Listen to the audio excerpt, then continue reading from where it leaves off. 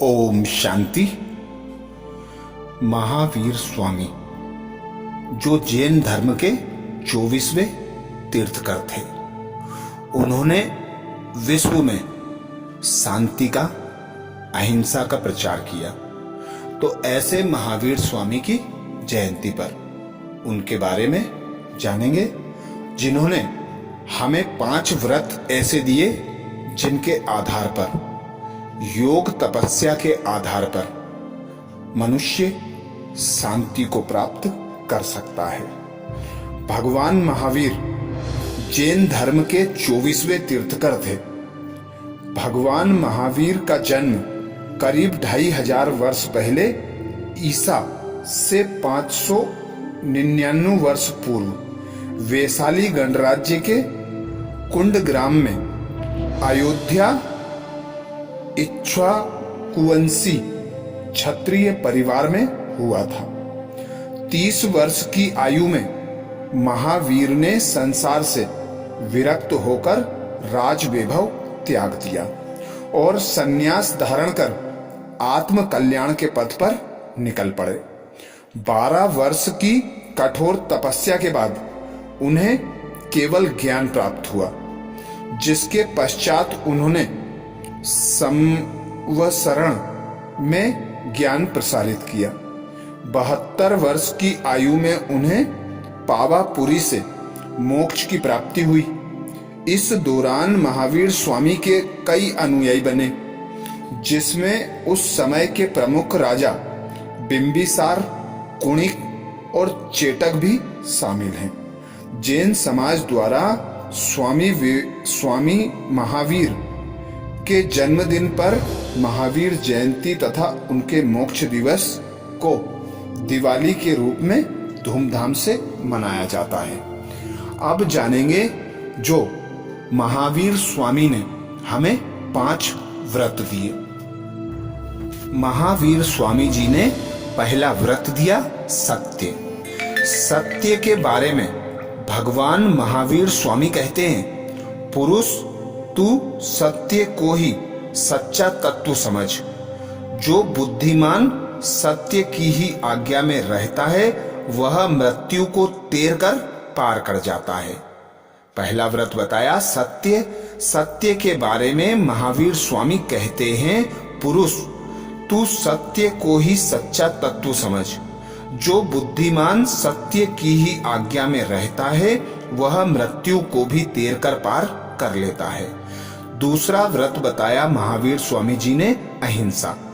इस लोक में जितने भी त्रस्त जीव 1, 2, 3, 4 और 5 इंद्रियों वाले जीव हैं, उनकी हिंसा मत कर। उनको उनके पथ पर जाने से ना रोको।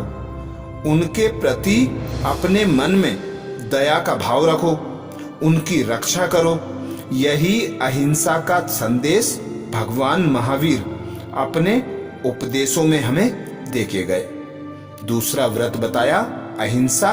अहिंसा के बारे में महावीर स्वामी जी ने कहा, इस लोक में जितने भी त्रस्त जीव 1, 2, 3, 4 और 5 इंद्रियों वाले जीव हैं, उनकी हिंसा मत कर। उनको उनके पथ पर जाने से न रोको। उनके प्रति अपने मन में दया भाव रखो, उनकी रक्षा करो। यही अहिंसा का संदेश हमें भगवान महावीर देकर गए। अचौर्य। तीसरा व्रत बताया अचौर्य। दूसरे के वस्तु बिना उसके दिए हुए ग्रहण करना जैन ग्रंथों में चोरी कहा गया है। तीसरा व्रत बताया अचोर, जिसमें महावीर स्वामी जी बोले, दूसरे के वस्तु बिना उसके दिए हुए ग्रहण करना जैन ग्रंथों में चोरी बताया गया है। चौथा व्रत बताया अपरिग्रह। परिग्रह पर भगवान महावीर स्वामी जी कहते हैं, जो आदमी खुद सजीव या निर्जीव जीवों का संग्रह करता है, दूसरों से ऐसा संग्रह कराता है या दूसरों को ऐसा संग्रह करने की सम्मति देता है, उसको दुखों से कभी छुटकारा नहीं मिल सकता। यही संदेश अपरिग्रह का माध्यम से भगवान महावीर दुनिया को देना चाहते हैं। चौथा व्रत महावीर स्वामी जी ने परिग्रह पर भगवान महावीर कहते हैं, जो आदमी खुद सजीव या निर्जीव चीजों का संग्रह करता है, दूसरे से ऐसा संग्रह कराता है या दूसरों को ऐसा संग्रह करने की सम्मति देता है, उसको दुखों से कभी छुटकारा नहीं मिल सकता।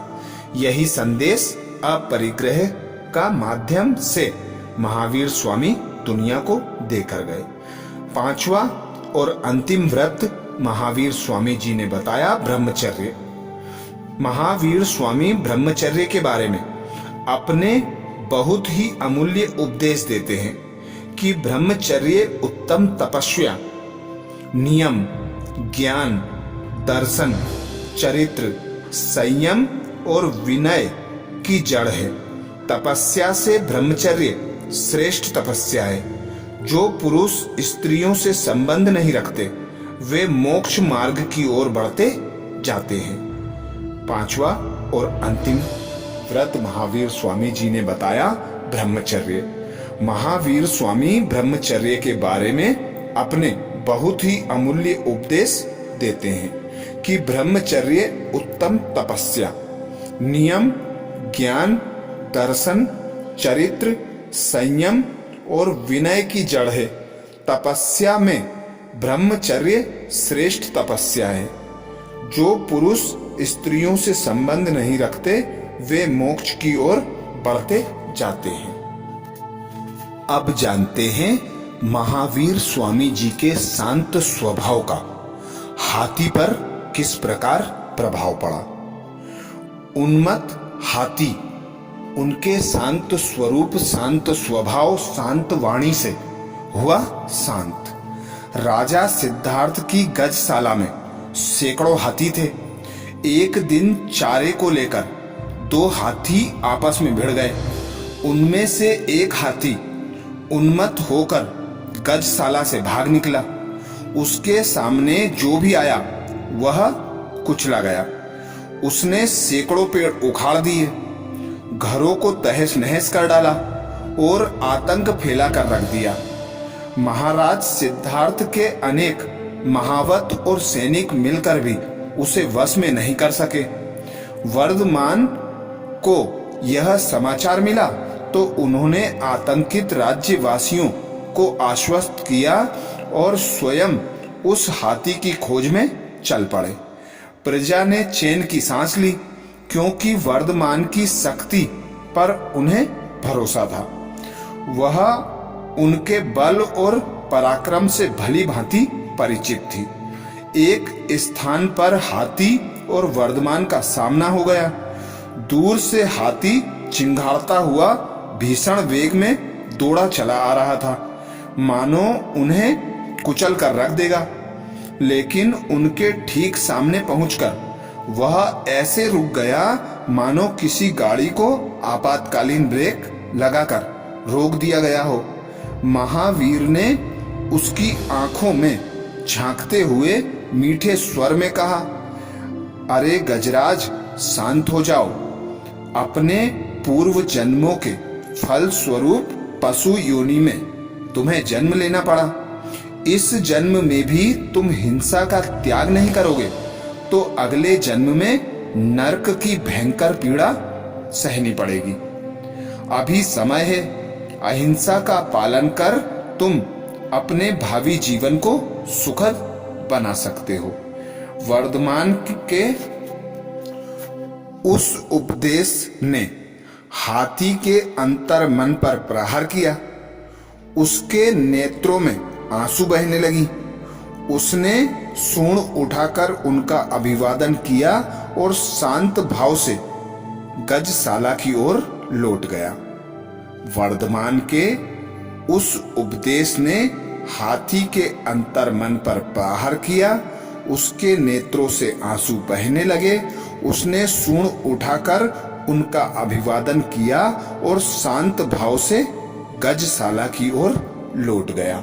तो ऐसे महावीर स्वामी जो शांति दूत बनकर सारे विश्व में प्रसिद्ध हैं। ऐसे हम भी उनके 5 व्रतों को धारण कर अर्थात उन पर चलकर उनके समान बनने का पुरुषार्थ कर सकते हैं। अच्छा, ओम शांति।